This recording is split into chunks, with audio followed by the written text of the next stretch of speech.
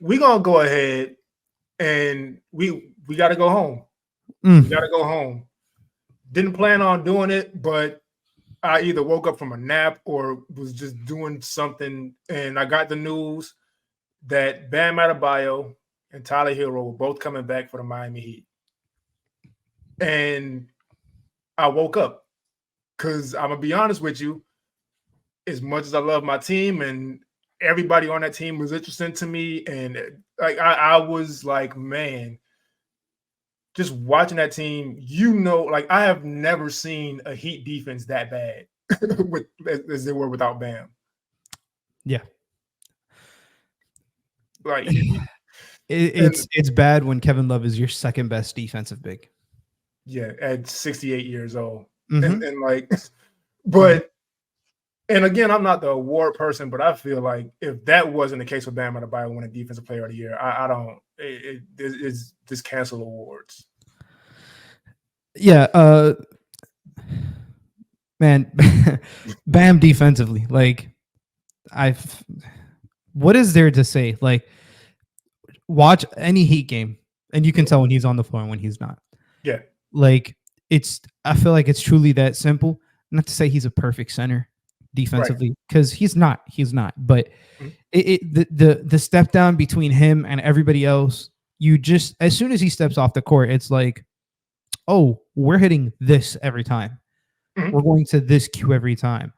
And I don't even think that, like you just said, Tyler and Bam came back, so I don't even think the team is fully, like they haven't really played.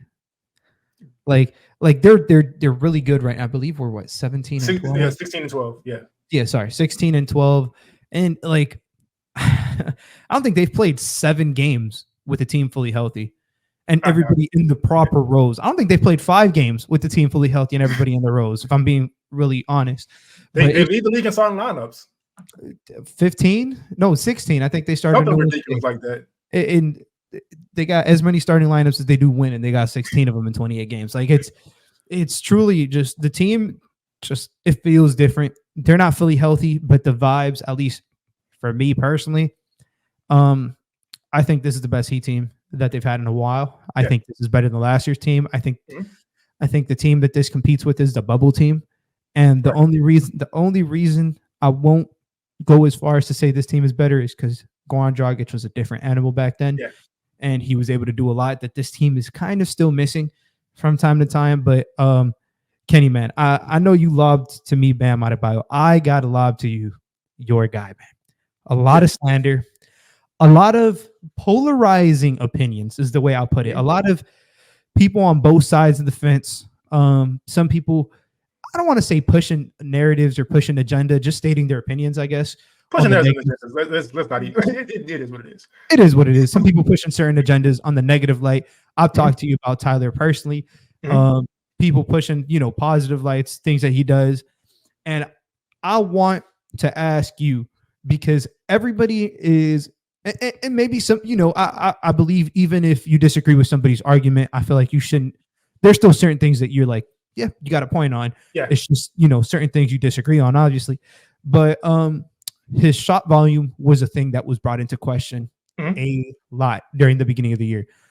Yeah. Now, the beginning of the year, when he was healthy, it wasn't like the team had much offense anyways. Right. But once he got hurt, as it tends to happen with him and his luck, the team started to find a stride. Their offense started to click.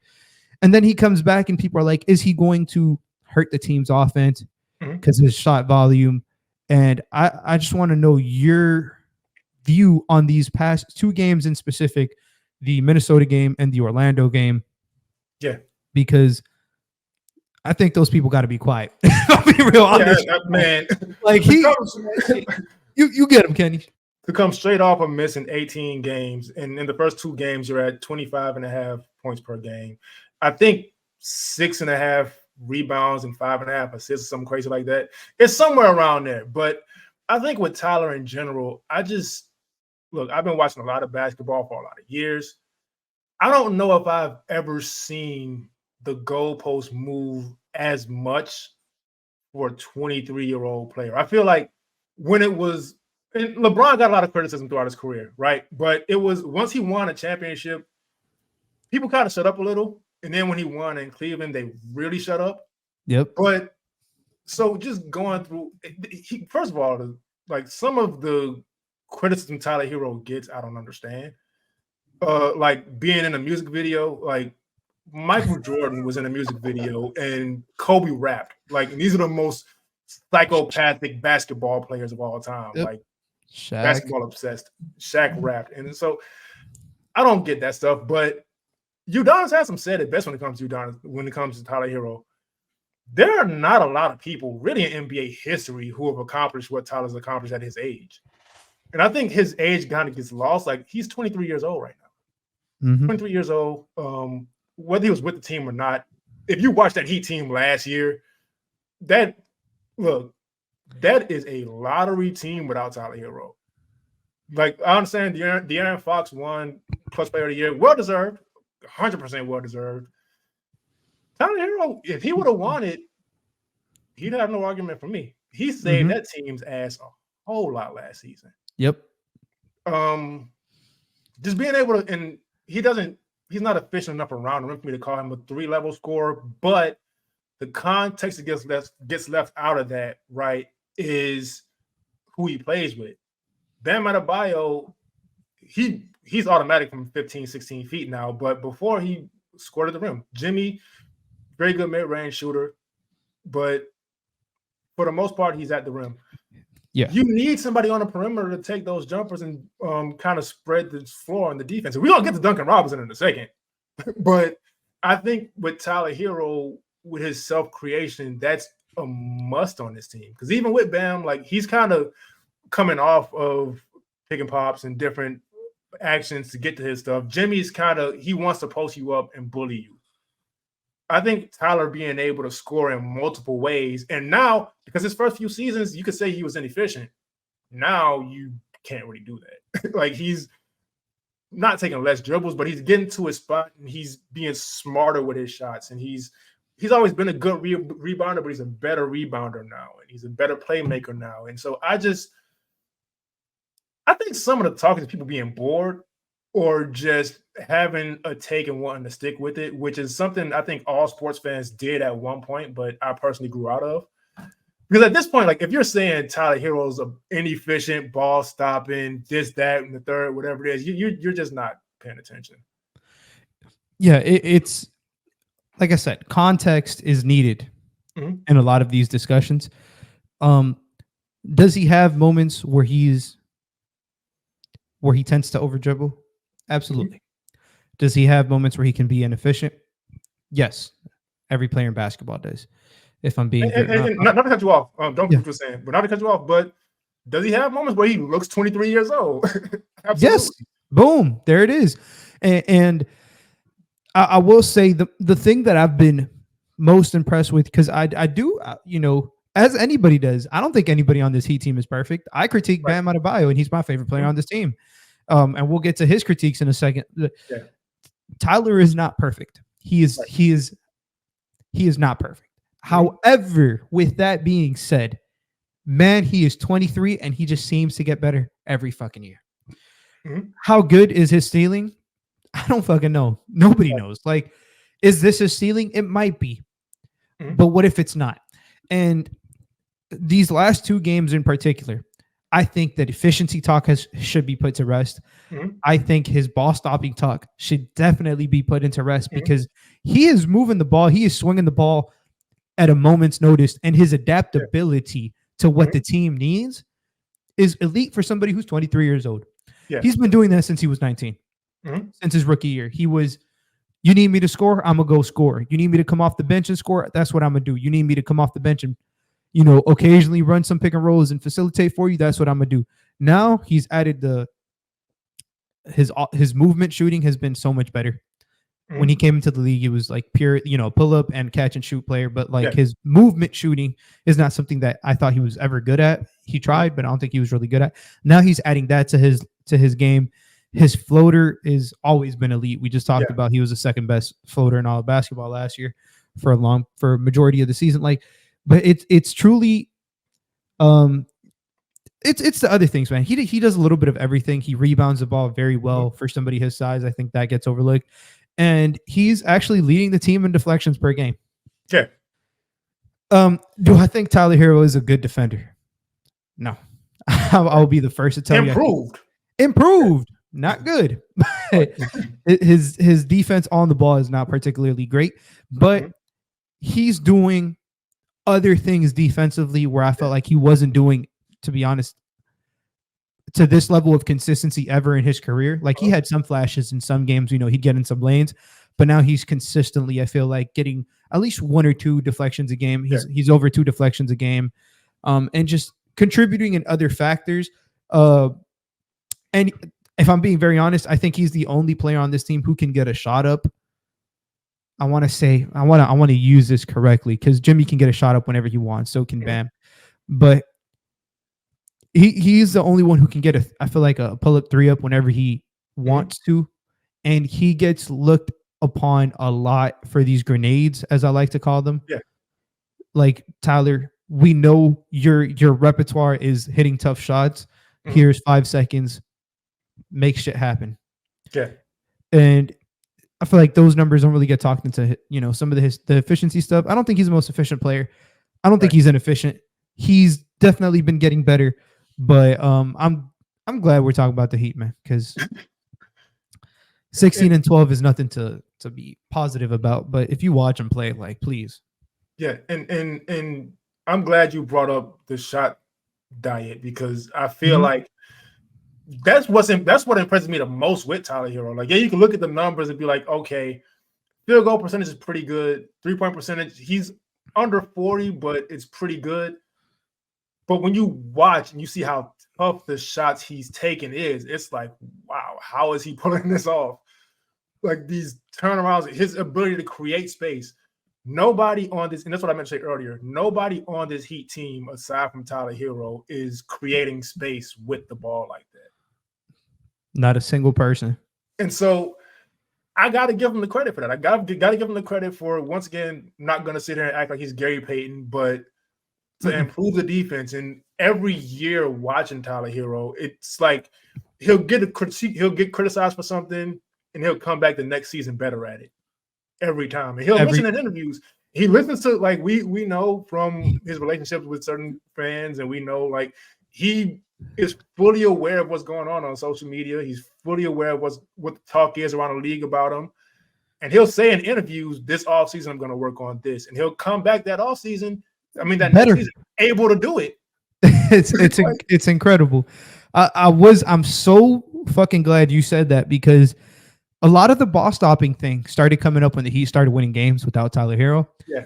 Even though I want to be clear, I don't think the games they lost at the beginning of the season were his fault at all. If anything, Jimmy Butler should look in the mirror a little bit closer, if we're being very honest, because the whole team, I don't think they were healthy. That's another story. Health was a concern, but like everybody deserves a little bit of blame for the beginning of the year.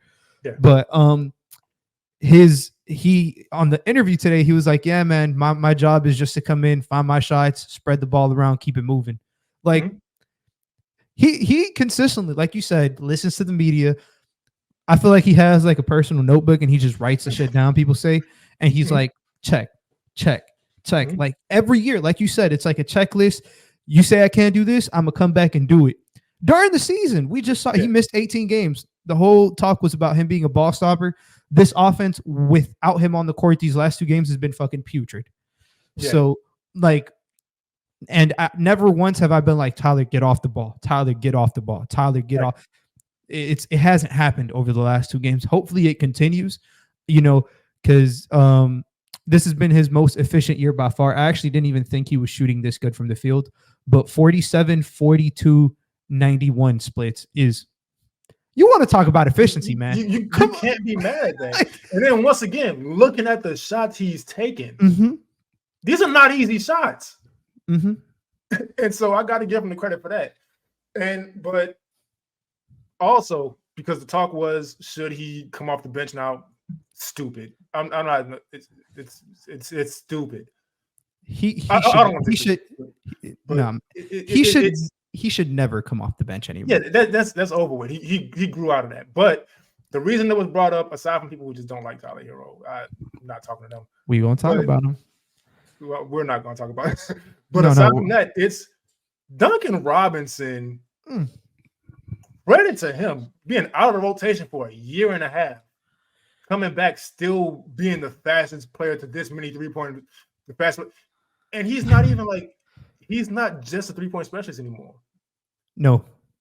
Like he showed flashes in the playoffs of off-ball movement and cutting at the right time. And he is doing everything now.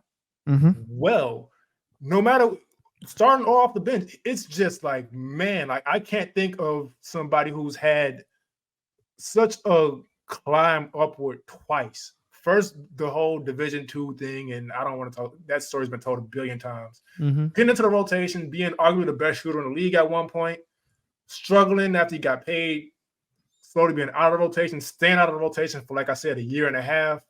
Max Strus leaves. He comes back on fire and just hasn't gone out. We are 28 games into the season, and he is just still incredible.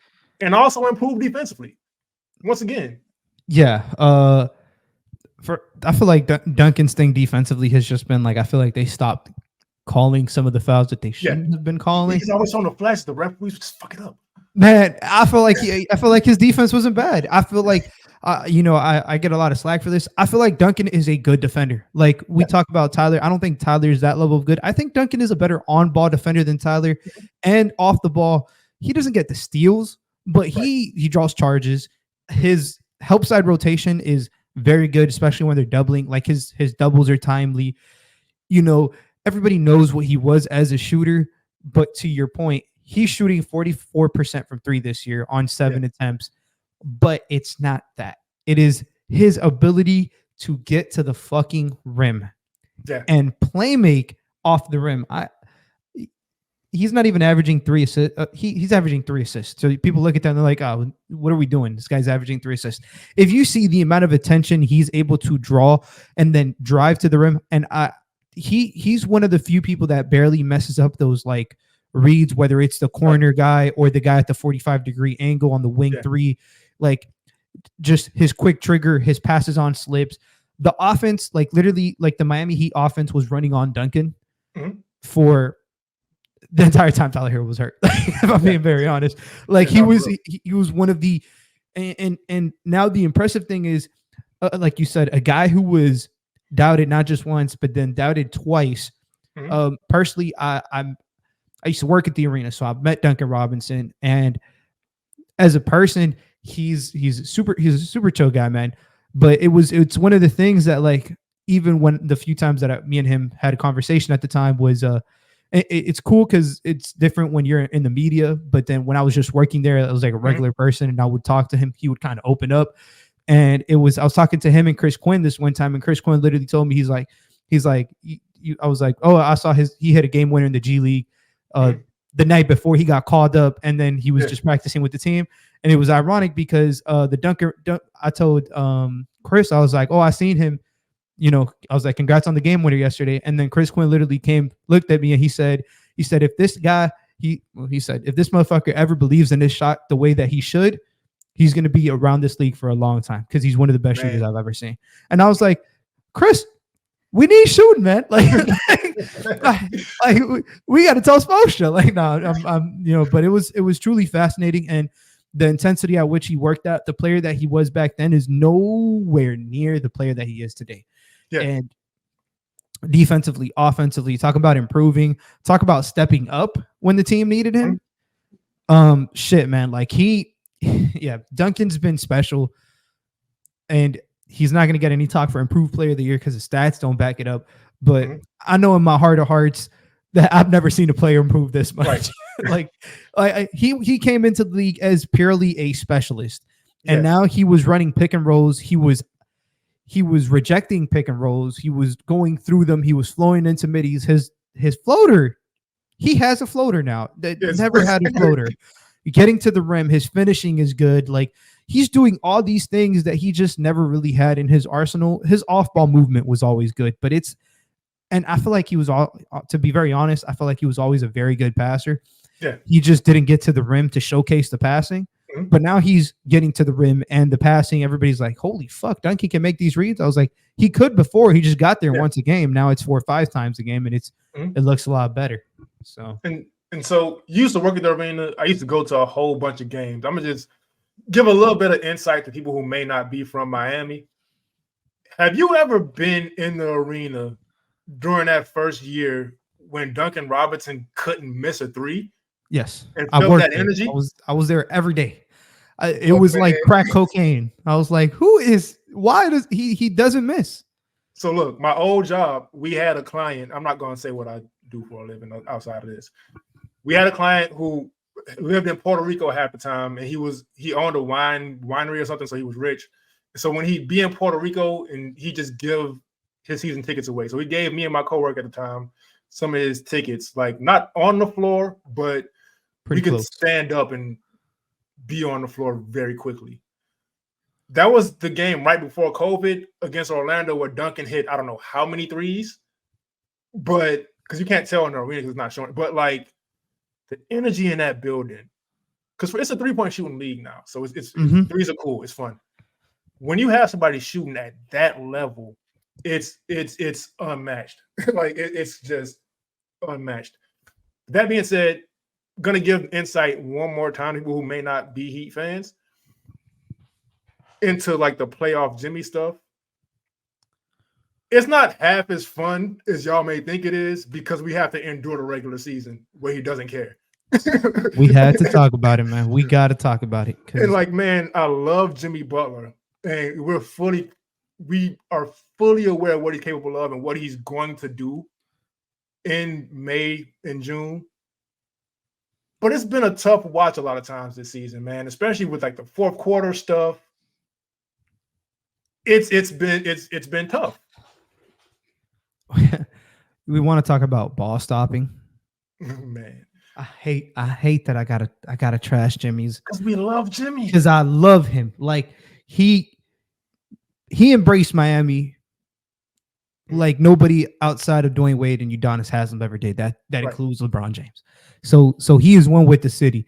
But God damn, man, sometimes, bro, like his shot selection. We talk about shot selection. Jimmy Butler, sometimes his spacing, just like the little things that he just doesn't care about during the course of the season. It's kind of why, like, I'm like, don't look at the record because we should theoretically be better than this if he cared just a fucking little bit. It felt like specifically against the Minnesota Timberwolves. The first half was the first quarter and a half of basketball the Miami Heat played with everybody back, everybody healthy except for Kyle Lowry. But it was I was like, what? This is division. Like I wasn't shocked. I was happy I was getting to see that because in my heart, I was like, I feel like this team could do this just about every night. Like I think they could be this level of efficient on offense. And then what happens with 5 minutes to go in the second quarter? Jimmy Butler comes in, 3 straight possessions where he does not pass the ball, take 2 contested fadeaway jumpers, and a turnover on the other one. And I was like just completely killed the ball movement, the momentum. And talk about the fourth quarter. We fucking suck in the fourth quarter. I saw some crazy ass stat today. We're minus 104 points in the fourth quarter throughout the season. That is worse. We're worse in one quarter than the Bulls are for the whole season in point differential. The Chicago Bulls suck, people. As it's currently stated, their record is not very good, and we're worse than them at this current moment. Like, I think they're a very good team. I don't think they should be this bad, but still, it's a crazy statistic, and a lot of it is Jimmy ISO ball. I want to get to you because I don't mind the ISO ball if and only if he gets to the line or he gets to the rim. Yeah. But it feels like during the regular season, he doesn't really care to do any of those. Yeah. So a lot of times, because this team has blown there's 2 teams ahead of them last I saw. They've blown I think fourth double-digit leads in the fourth quarter. And so watching these games, and Jimmy will check back in with about 5-6 minutes left, and I'll be thinking like, all right, you know what? All right, so Jimmy's in. We good now. It's Jimmy Butler time. We know what he can do. And then it's like, well, actually it's December and not June. No, the fuck we don't. Let's just go for this ride and see what happens.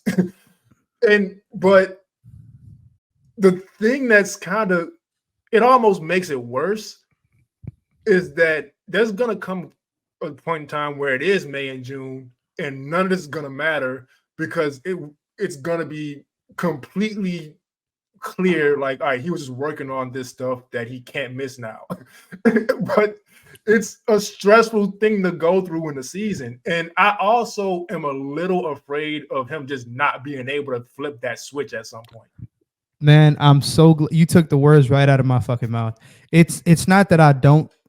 It's not that I love Jimmy, but it is the fact that he's 34, and I need to see some kind of ability to flip the switch now. I'm not asking for it every game, but he hasn't shown it all. It feels like the few games that he has done good, it's been against certain teams that I'm like let's be honest, like the Hornets don't have any level of big with, like they don't have a quality shot blocker. Like at least the game that he went off, because Mark Williams is good, but the game that he went off, it wasn't like Nick Richards was going to do anything to him. Right. They had Bridges at the 5 for some parts of the game. PJ, like it's just certain games that he decides to do his thing that it's like, okay, there's no center on the floor, but he's shooting. I don't know if you he's shooting sub 40% at the rim. It's awful. Disgusting. It's awful. Like his drives he is in the 8th percentile in basketball at finishing at the rim. He's 34 years old. And I'm going to be very honest. I don't think Jimmy was ever particularly a good finisher at the rim. Right. It was just he was able to draw fouls. And during the stretch, everybody talks about the playoffs. Let's be fucking for real. It was a Milwaukee series. Yeah. That Milwaukee series, he was elite, not because he was getting to the rim, it's because he was hitting his jumpers. He also has not done that. Jimmy Butler is not known to be a great jump shooter. He has not been a great jump shooter thus far this year. It's kind of what's expected so I'm glad you brought it up because I feel like nobody talks about it. Personally, I am a little scared that I don't know how much he has left in the gas tank, and this team needs some kind of version of that last year. Not to that point because of some of the players we've talked about, and players I'm pretty sure we'll touch on, but and so I'm not as afraid. Well, I'm first of all, I'm leaning more towards the side of Jimmy Butler being able to step up and be Jimmy Butler when the time comes. But even if he's not able to, I'm a little less afraid of it because of this team's depth. And I mentioned this in episode 1, but when the Dame trade didn't go through, I was like, you know what? This is probably the deepest team that he'd have had in the Jimmy Butler era anyway. I'm cool. Jaime Jaquez Jr., we talked about it twice on the show already, but there's not much left to say about him. But aside from, he had a bad game tonight against Orlando. But I think it was his first bad game. It feels like in months. But he's just been phenomenal. Credit to Josh Richardson. I made the prediction in the offseason. Got a lot of people disagreeing with me. Like, nah, look at his stints in Boston and in New Orleans. Josh Richardson has played well. Offensively, I will give offensively, it to you. Defensively, he hasn't Josh Richardson necessarily, but hey. Kyle Lowry. I will give them not the most credit. That seems like I'm comparing them to people, but a huge amount of credit to because he looked dead last season. And I even said, like, he just looked like a guy whose body was telling him to retire. Like, it looked like it was over for him. And he's shooting what from 3 this year? 44. Yeah, he's shooting 44. We got a lot of people shooting good. Actually, so they're actually leading the league in 3-point percentage this year. 39.4% is ridiculous. But yeah, Lowry shooting 44. It's not just the shooting though. Like, I feel like he's actually getting to the rim. Yeah, it doesn't look pretty because he's not getting there with speed, but he's getting there somewhere or another. So it's not that he's shooting when he gets there all the time, but like he's provided release valves for this team when they've been needed, specifically during times where players were injured. I feel like he deserved these 2 days of vacation that he received. But like Kyle Lowry has been specifically cool, very good for his age, and Kevin Love, man. We got to talk about Kevin Love. Like, talk about somebody who's had a resurgence. He was done for. Yeah, especially, and he looked dead in Cleveland. And last year he came to Miami, he did some stuff, and it was more of like he's a high IQ guy. The guys like him. A locker room guy. Like a Udonis Haslem, like nice guy version. Yeah. He has been incredible this year. Like, who expected that? To be very honest, it's not just that how good he has. It's not just how good he has been. It's how good he has made everybody around him. His spacing, man, Jesus, his 2-man actions at the top of he's playing the center position. Kevin Love had never played center, I feels like, ever before he came to Miami. Right. And the defense survived. I know we talked about without Bam on the floor, but with Kevin Love on the floor, he's not your traditional big. They don't use him in a drop. They blitz every pick and roll. So I don't know how consistent or how much you can use that in the playoffs, considering, you want to be versatile in the playoffs. Right. And every time Kevin Love is involved in an action, he blitz it. So, it's an easy cue for the teams to pick up on and game plan against. But man, in the regular season, which is what we're talking about, we expected Love to like, maybe he doesn't play that much in the regular season, but maybe in the postseason he can save you. He's saving them now. Like he's literally won them games in a quarter. When the offense is in a funk, it feels like when the offense is in a funk and Kevin Love comes into the floor, it's like you can count on him to hit 1 or 2 and get you out of that funk, get to the line, draw a foul. He's low-key a better quarterback than the one the Dolphins got. I don't want to do. I'm not disrespecting. I don't give up. I gotta go back home one day, and like no. Look, I'm you gotta understand. Like, look, I'm named after my dad. Like, my dad was 12 years old when they went undefeated, so you know what kind of Dolphins fan he is. I don't want those problems. But man, yeah, like he's just been incredible, and I don't even understand it. I expect him to be out of rotation. I'll be honest. I thought his minutes were in some kind of danger. I can fully say now that he is not in any danger. He's playing 19 minutes a game. I didn't think he was going to play 19. I thought he was going to be like a 14, 15 minute a game player. That might be what he turns into with Bam coming back healthy and with the team just rounding out.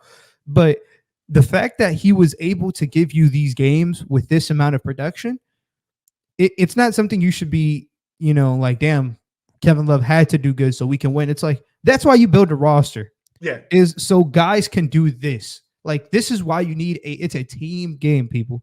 It's not one guy.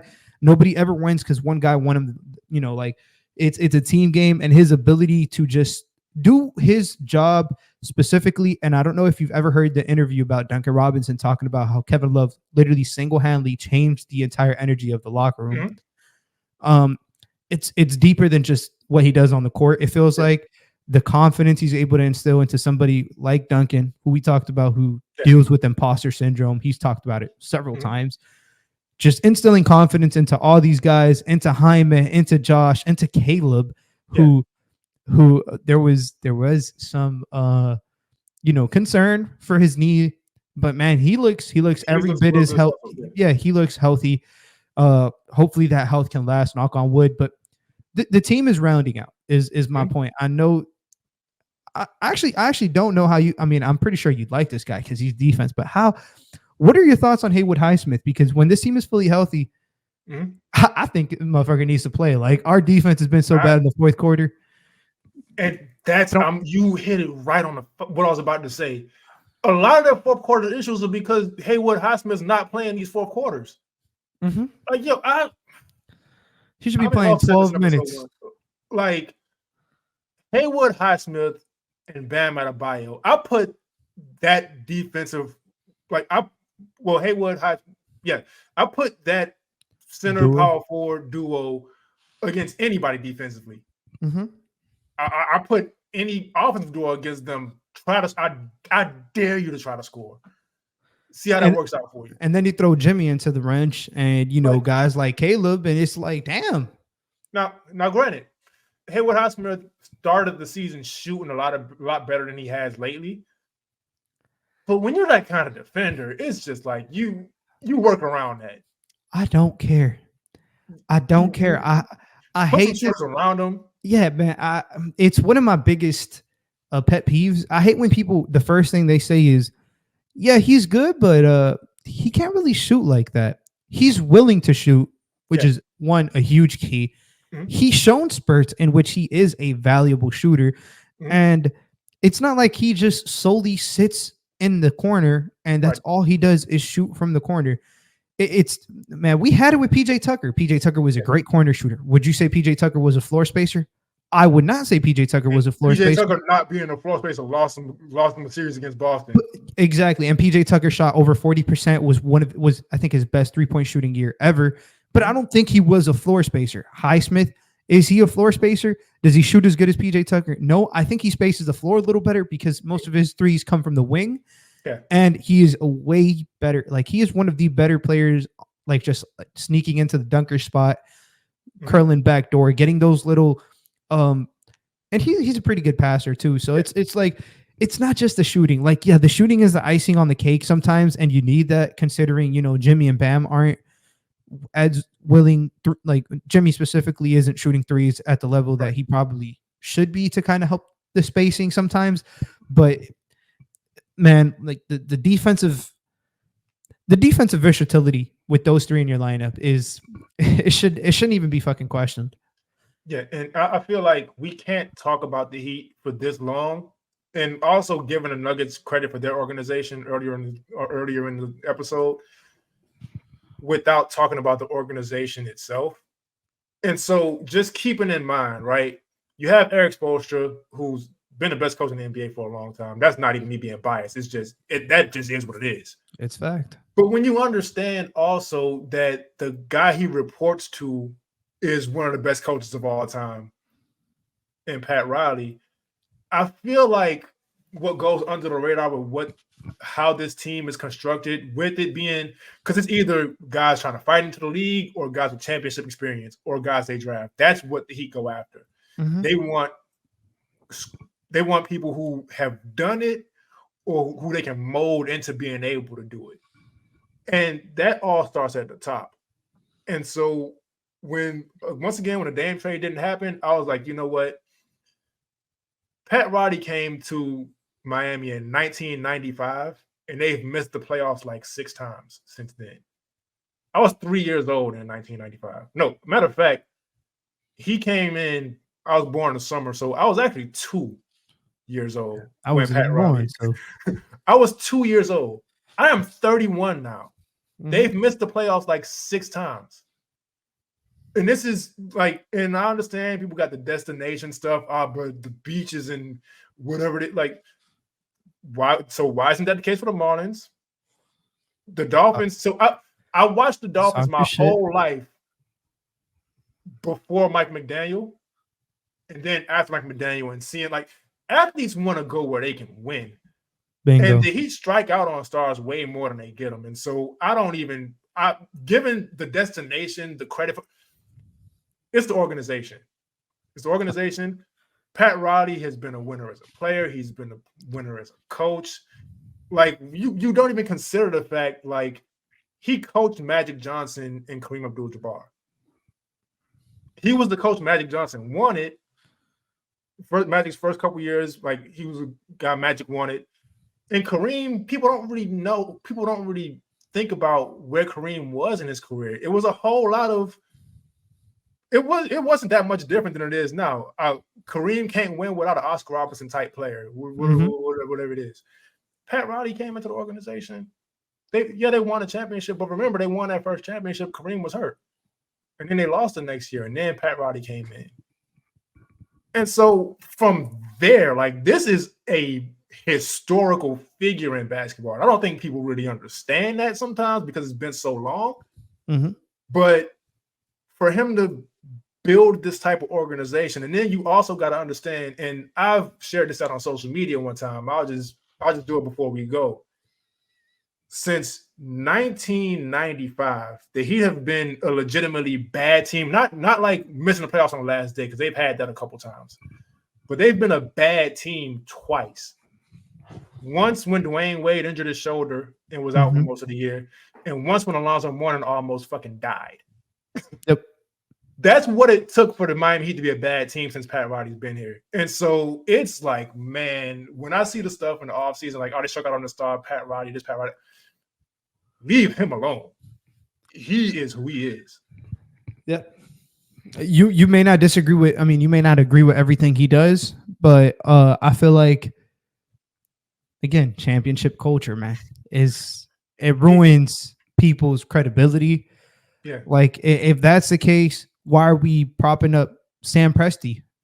He hasn't won shit, but he gets propped up. Why? Because he makes trades and the team looks pretty on paper. No, man, he's a good GM. It is what it is. Some people are just, Danny Ainge is a good GM. He was in Boston. Say what you want. They made it far with him. Like, some of these people, man, like it doesn't matter if you win a championship, in my opinion, to be qualified as good. It's just, man, like you said, Pat Riley deserves way more benefit of the doubt than I feel like people deserve or even want to give him. He's done this. It's not the first time he's done this. The team has been, I feel like people are spoiled. Go be a Marlins fan. It's fucking tragic. This is a basketball city. Like, it's been. And look, if you from Miami, that might sound kind of crazy, but professional sports wise, it's basketball. No question. Yeah, it was a football city back when, obviously the Dolphins greatness and then UM, but like since Pat Riley came here, it's been a basketball city more years than it's been a football city. Yeah, 100%. And I think that's the last thing I'll say. and that whole tangent came from this Heat team is really good. And you may look at the roster and not see a Dame Lillard name or a Donovan Mitchell name or whatever it is, but they know what they're doing, and they're just now getting healthy again. And to be 16-12 with Tyler Herro missing 18 games, with Bam Adebayo missing the amount of games he's missed, real quick on him. I know we're going long. We're not doing Monday episodes the next 2 weeks, so this episode can be a little long. One more thing on Bam Adebayo before we go. Somebody posted a clip earlier this week, I think, of Anthony Davis, because they were making a comparison, and I stay away from player comparisons because they're really disingenuous most times on both ends. But there was a play where Anthony Davis was kind of just going from offensive player to offensive player. Great play. He fell for a pump fake, came back, recovered, blocked the shot. Amazing. But I've thought about, like, I've been watching Bam Adebayo for like 5-6 years. I don't think I've ever seen him fall for a pump fake. And when you're that level of a defender, like it's just, I see you trying to think now. When has Bam Adebayo ever fell for a pump fake? I feel like he goes for them, but not in a way that he gets out of the play. If that makes any sense, he'll contest, but his feet are still active. And so exactly, he's one of one defensively, man. Man, look, it's crazy. It's truly fucking ridiculous. If I'm being very, very honest, how good he is at guarding the perimeter for somebody his size. Is he the best rim protector? He is not the best rim protector. Right. Is he the best perimeter defender? He is not the best perimeter defender. But that's not what makes him. What makes him elite is his ability to switch, to play drop, to play at the level, to just shut out point guards for the last 7-8 minutes of the shot clock. Like the game against Minnesota, Anthony Edwards didn't score on him a single time, and he ISO'd him like 4 or 5 times in the first half. And it's just his ability to contain the ball handler for somebody that big. It should just, like, man, I feel like he's going to be one of those players that never wins a defensive player of the year. Yeah. And I'm going to be having a lot of fucking arguments with people saying other people who won defensive player of the years are better than him when they got, like, if you watch them play, like, you'd be dead fucking wrong, in my opinion. Like, man, I can't wait for award season where I can give my thoughts on this stuff. But I do agree with you where, especially now, Bam's offense has gotten too good for people to really even consider him. And I feel like Kawhi won, and like guys who are good at offense have won the award. But I feel like Bam was looked at as a defender, and now he's kind of more of an all-around player. He's just kind of going to get lost in the sauce. But as far as his defense goes, there are guys who guard 1 through 5, but shutting down 1 through 5 is very rare. First of all, guard 1 through 5, that's something that gets thrown around a whole lot. A lot of people who and it's bullshit, man. Stop it. They can't do it. But like select players in the league can probably like you can probably count on one hand, maybe one hand and a couple of fingers, the guy throughout history who can guard 1 through 5 like legitimately. When it's like a Dennis Rodman, Ron Artest could do it. Draymond in his prime could do it, but not tough. Really point guards as well. But it's tough. It's and tough. Even still, like, and I know because I've mentioned Giannis within this category, but I don't know.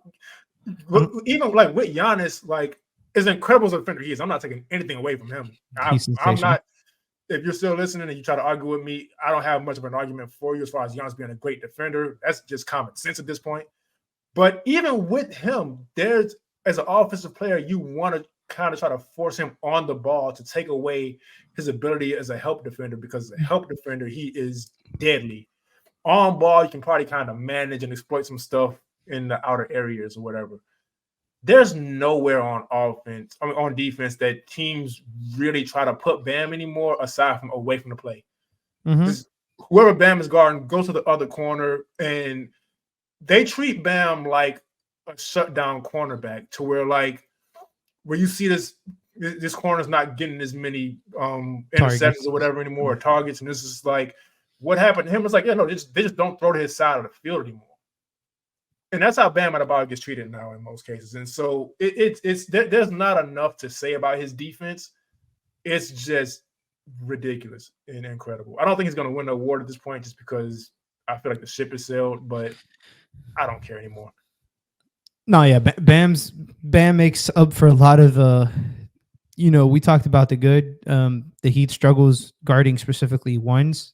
Mm-hmm. I felt like has been a struggle since last year, for a couple years now. They really don't have a good point of attack defender, or at least a shutdown one. I feel like, to be very, very frank, I feel like very few people in the league have a shutdown point of attack defender. I think that is a scarcity. Point guards are too good. Exactly. Point guards are too good. Screeners are too good. Spacing is too good. It's a lot of things. I do think, they can, some of the players they have there can stand to be a little better as health comes around. But Bam's responsibility on that end of the floor is, like you said, credit to his offense for getting better. He still has an insane responsibility defensively, and his offense is coming along. A lot better than I feel like people give him credit for. One of my biggest critiques for him was not getting to the free throw line. He's been doing that this year. Is he the most efficient around the rim scoring the basketball? I don't think so. I don't think his touch is. Talked about Jokic. He's nowhere fucking near that on his touch. If he was, be careful. But no, man, the team itself, super balanced, super deep. I'm looking, they have 7 players averaging 10 points. And then Kevin Love and Kyle Lowry are over 9.5 each. That's 9 players almost averaging 10 points. That doesn't even include what Haywood Highsmith gives you defensively. It's the team is deep, man. Like, for the first time, I feel like they go about 10, 12 people deep, and they've had some injuries. Drew Smith was playing earlier in the year, and I was not a proponent for him getting the contract he did. But I'm also one to be, I can kind of admit when I was wrong, and I thought he was playing very, very good basketball. So they've had, Jovic hasn't taken the step a lot of people anticipated, myself included. Hasn't really been given a role. So it's just like there's still room for this team to improve. Yeah. And they still have certain depth pieces that aren't going to get a chance this year. But man, like I feel pretty confident saying it's heading in the right way. And I cannot wait to watch this team probably sometime in May. Yeah. And I don't know why it surprises people every year, but this team is going to surprise people in the playoffs. It shouldn't. It shouldn't. At this point, this team specifically, three conference finals in 4 years. At some point, you just respect it, but it hasn't happened yet. But hey, we'll see y'all in June. Is what it is.